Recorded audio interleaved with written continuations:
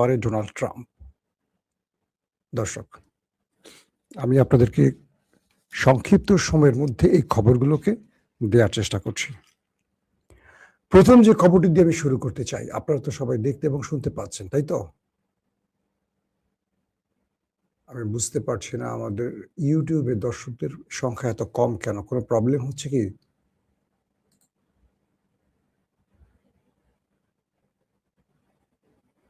আপনারা কি শুনতে এবং দেখতে পাচ্ছেন ক্লিয়ার? আমাকে একটু কমেন্ট করবেন, কোনো প্রবলেম থাকলে আমাকে জানাবেন। দর্শক, অনেকেই প্রশ্ন করেছেন মুস্তফা খামেনি বেঁচে আছেন কিনা। জি, মুস্তফা খামেনির প্রসঙ্গটা আমি আজকের খবরে জানাবো। আমি তাহলে প্রথমে মুস্তফা খামেনির বিষয়টি দিয়ে লাইভটা শুরু করি। সমস্যা হলো যারা এখন ঢোকেনি লাইভে তারা পরবর্তী সেই প্রশ্নগুলি আবার আমাকে করবেন।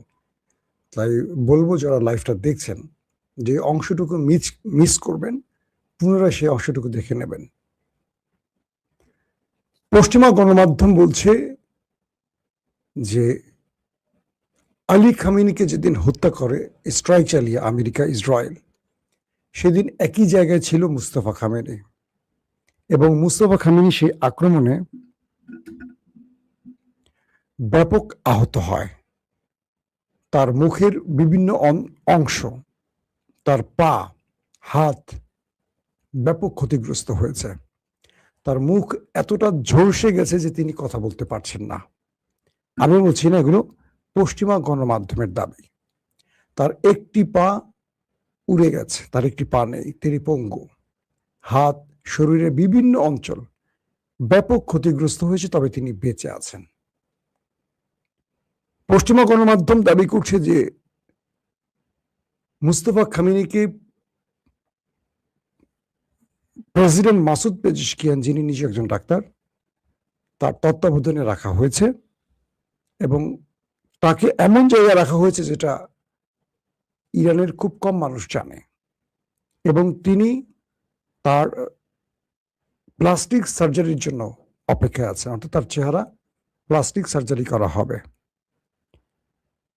পশ্চিমা গণমাধ্যম আরো বলছে যে এই মুহূর্তে মুস্তফা খামেনি পুতুল মাত্র, অর্থাৎ তার নামে যা কিছু হচ্ছে এটি শুধু তার ছবি বা নামটি ব্যবহার করা হচ্ছে। মূলত পুরো ইরান চালাচ্ছে কজন জেনারেল। তো বিষয়টি হলো যে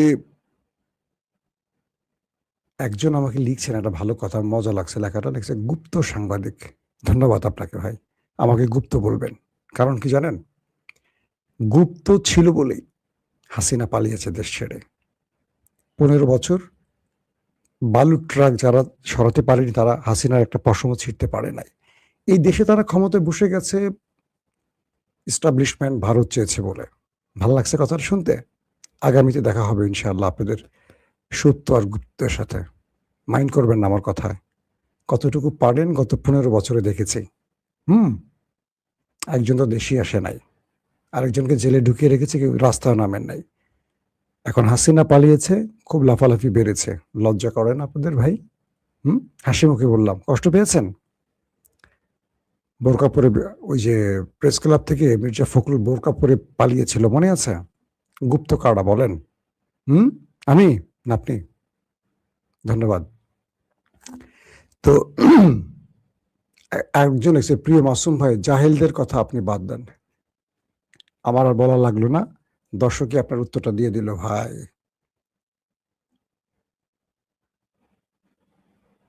আমাকে নোবেল দেওয়া উচিত, আরেক ভাই লিখছেন, ধন্যবাদ।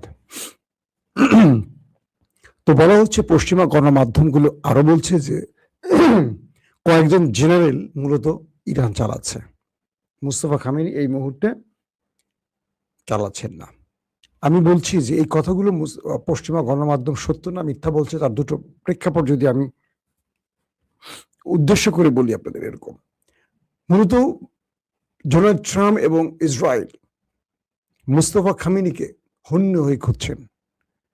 তারা চাচ্ছেন যে কোনোভাবে মুস্তফা খামেনির অবস্থান জানার জন্য, কারণ তাদের সবচেয়ে বড় টার্গেট এখন মুস্তফা খামেনি।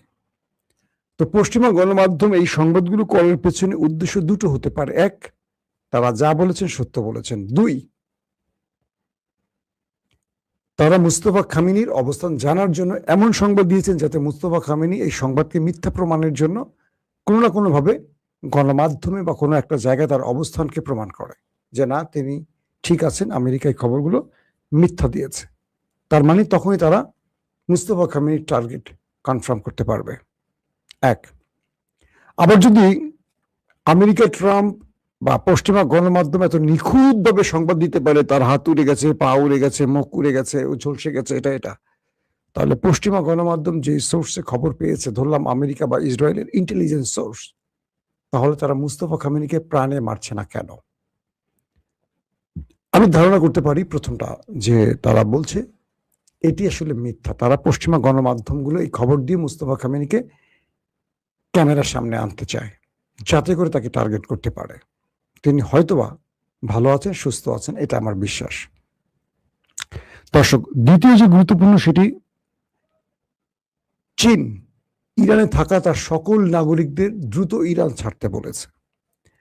28 তারিখে যখন যুদ্ধটা শুরু হয় তখন চীন ঠিক একইভাবে তার জনগণকে ইরান ছাড়তে বলেছিল এবং পরপরই আমরা দেখলাম ব্যাপক অ্যাটাক শুরু হয়েছিল ইসরায়েল আমেরিকার পক্ষ থেকে ইরানের ভেতরে।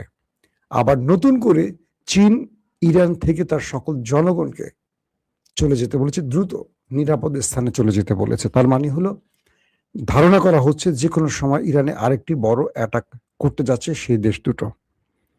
এখন প্রশ্ন হলো, ইরান কি এই বিষয়ে কতটুকু প্রস্তুত? ইরানের পক্ষ থেকে বলা হয়েছে তারা শত্রুকে মোকাবেলার জন্য সর্বোচ্চ প্রস্তুত আছে। পূর্বে যেভাবে শত্রুকে পরাজিত করেছে এবার তারা পরাজিত করবে। আমেরিকা এই যুদ্ধবিরতির কদিনে নিজেকে প্রস্তুত করেছে বিষয়টি এরকম নয়, ইরানও নিজেকে প্রস্তুত করেছে এবং বলা হচ্ছে যে ইরানের ভেতরে এই মুহূর্তে তারা মুখিয়ে আছে ওই দেশ দুটোকে একটা বড় শিক্ষা দেওয়ার জন্য। যেমন ধরেন, আমেরিকা ইরানে যে আক্রমণ করবে তার আরেকটি সিমটম পাওয়া গেছে। আমেরিকা এই মুহূর্তে ইরানকে অ্যাটাকের জন্য তার অনেকগুলো রণতরীকে এই অঞ্চলে নিয়ে এসছে এবং এই রণতরীর ভেতরে আকাশ প্রতিরক্ষা সিস্টেম বসানো হয়েছে। বলা হচ্ছে আমেরিকার 3টি রণতরী এই যুদ্ধের জন্য প্রস্তুতি নিয়ে এসছে, এর মধ্যে একটি অ্যারাবিয়ান সিতে অবস্থান করছে এবং অ্যারাবিয়ান সি থেকে এই যুদ্ধ পরিচালনা করবে সেই রণতরীটি। দ্বিতীয় রণতরীটি আছে রেড সিতে এবং সেখান থেকে ইরানের বিরুদ্ধে লড়বে বা সেই রণতরী থেকে কন্ট্রোল করা হবে যুদ্ধ বিমান, ড্রোন সহ যেই বিশাল বাহিনীটা আছে, সেখান থেকে তারা ইরানের সাথে যুদ্ধ করবে। 3 নম্বর গ্রুপটি আছে ইসরায়েল নিকটবর্তী একটি অঞ্চলে, অর্থাৎ এখান থেকে একদিকে ইসরায়েলকে নিরাপত্তা দেওয়ার চেষ্টা করবে, এখানে কিন্তু আকাশ প্রতিরক্ষাটা বসানো হয়েছে। ইসরায়েল অঞ্চলে যে